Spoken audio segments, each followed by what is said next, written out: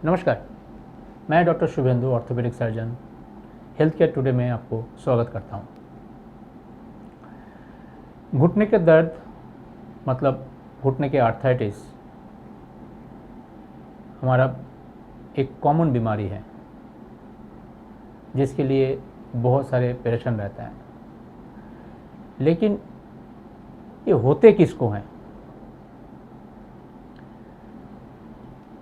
पुरुषों को ज़्यादा होता है, महिला को ज़्यादा होता है, कम उम्र में ज़्यादा होता है कि ज़्यादा उम्र में ज़्यादा होता है? चलिए जानते हैं इस बात को। घुटने का दर्द आर्थराइटिस, पहले समझना चाहिए कि क्या क्या कारण से आर्थराइटिस हो रहा है, उसके ऊपर ही पता लग जाएगा कि ये किसको हो सकता है। जो आर्थराइटिस होता है उसमें एक बहुत ही ब्रॉड दो क्लासिफिकेशन है, मतलब दो धरण है, जिनमें से एक है इन्फ्लामेटरी आर्थराइटिस, मतलब शरीर के अंदर एक बीमारी हो जाता है जिस बीमारी के वजह से घुटने का कार्टिलेज खत्म हो जाता है, आर्थराइटिस हो जाता है। इस तरह का आर्थराइटिस कम उम्र में होता है। अभी इस तरह का आर्थराइटिस में क्या क्या आर्थराइटिस है? जो कॉमन आर्थराइटिस है वो है रिमेटॉइड आर्थराइटिस, एंकाइलोजिंग स्पॉन्डिलोलिटिस और सोरियाटिक आर्थराइटिस। जो रिमेटॉइड आर्थराइटिस है वो ज़्यादातर कम उम्र की महिला में दिखता है, पुरुषों में भी हो सकता है लेकिन महिला में ज़्यादा दिखता है। एंकाइलोजिंग स्पॉन्डिलोलिटिस ये ज़्यादातर कम उम्र के पुरुषों में होता है। एंकाइलोजिंग स्पॉन्डिलोलिटिस में जो मेन जोड़ इफेक्ट होता है वो स्पाइन का जोड़ इफेक्ट होता है, लेकिन घुटना और कुल्ले भी हो सकते हैं। जो सोरियाटिक आर्थराइटिस है ये पुरुष और महिला दोनों को ही इक्वली इफेक्ट करता है। यूजुअली सोरियाटिक आर्थराइटिस एक तरह का स्किन की बीमारी है, सोरियासिस है, जिसमें जोड़ खराब होकर आर्थराइटिस होते हैं। ये तो हो गया इन्फ्लामेटरी आर्थराइटिस के बाद, जिसको हम हिंदी में कॉमनली गाठिया बोलते हैं। दूसरे आर्थराइटिस वो किसको होता है? दूसरे आर्थराइटिस है जहाँ पे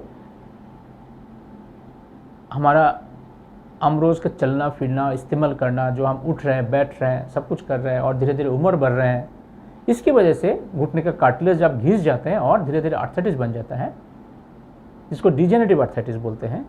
ये आर्थराइटिस किसको ज़्यादा होता है? देखा गया है कि जिनका वजन ज़्यादा है, जिनका एक्टिविटी में बहुत ज़्यादा नीचे बैठने का ज़रूरत पड़ता है,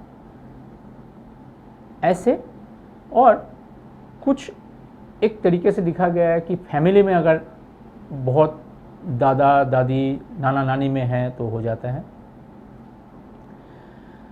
यूजुअली देखा गया है कि जिनका पहले से ही अपने टांग के गठन में थोड़ा सा गड़बड़ी है, मतलब टांग थोड़ा सा टेढ़ा है पहले से ही, उनमें वजन सीधे तरीके से नहीं जाते हैं।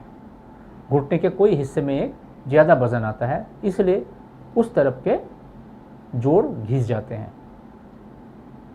डिजेनरेटिव आर्थराइटिस में देखा गया है कि अंदर के तरफ के जो जोड़ है वो जल्दी घिस जाते हैं और महिलाओं में ये ज़्यादा होता है। इसका और भी एक कारण है, क्योंकि महिलाओं के हड्डी के जो स्ट्रेंथ है वो पुरुषों के हड्डी से थोड़ा कम है, और ये होने की वजह से जो आमरोज का एक्टिविटी है, चलना फिरना, उसका जो इफेक्ट आता है जोड़ के ऊपर, जो कार्टिलेज आता है, अगर कार्टिलेज के नीचे के जो हड्डी का लेयर है, जो बोन है, अगर वो स्ट्रांग नहीं है तो कार्टिलेज जल्दी डैमेज हो सकता है। इसीलिए पुरुषों के हिसाब से महिलाओं में आर्थराइटिस थोड़ा ज़्यादा दिखाया जाता है। सो हमारे जो आसपास जितने पॉपुलेशन है, इनमें से सबको आर्थराइटिस नहीं होते हैं। जो अपना डाइट ठीक रखते हैं, एक्टिविटी ठीक रखते हैं, एक्सरसाइज रेगुलर करते हैं, उनमें आर्थराइटिस होने का चांसेस थोड़ा सा कम रहते हैं, क्योंकि उनका मसल एक्टिव है। मसल एक्टिव होने की वजह से बोन स्ट्रांग रहता है, और बोन स्ट्रांग रहने की वजह से उनको आर्थराइटिस होने की संभावना कम हो जाता है। थोड़ा आपको लगता है कि मैं इस बात को थोड़ा दुविधा से बोल रहा हूँ, मतलब दो तरह से बोल रहा हूँ। एक बार बोल रहा हूँ कि इस्तेमाल की वजह से आर्थराइटिस होता है, बस दूसरी बार बोल रहा हूँ कि ज़्यादा जो चल फिर रहते हैं, एक्टिविटी रहते हैं, उनको कम होता है। इस बात को मैं कैसे समझाऊँ? बेसिकली यही है कि ये इस्तेमाल के वजह से ही आर्थराइटिस होता है, यूजेस की वजह से आर्थराइटिस होता है, उम्र की वजह से कार्टिलेज घिस के होता है। लेकिन जिनकी एक्टिविटी अच्छा है, उनका बोन स्ट्रांग होने की वजह से उनको कार्टिलेज घिसने का चांसेस कम हो जाता है, इसलिए उनको आर्थराइटिस कम होता है।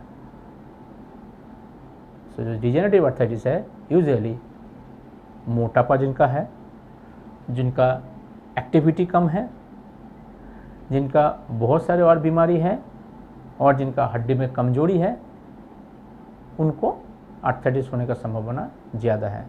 और साथ में जिनका टांग का अलाइनमेंट पैदाशी थोड़ा सा डिफरेंट रहता है, जिसके वजह से शरीर का वज़न दोनों तरफ इक्वली ना जाके एक तरफ ज़्यादा जाता है, उनमें आर्थराइटिस जल्दी आ जाता है। अगर आपको नी में दर्द हो रहा है और नी में सूजन आ रहे हैं और आपको लगता है कि शायद आपका नी में आर्थराइटिस का लक्षण है, ज़रूर आप डॉक्टर से सलाह कीजिए। अगर पहले चरण में आपका आर्थराइटिस का लक्षण डायग्नोसिस हो जाता है और सही तरीके से इलाज दिया जाता है, तो आर्थराइटिस का आगे प्रोग्रेस होना हम रोक सकते हैं। हम रखें आपका ख्याल।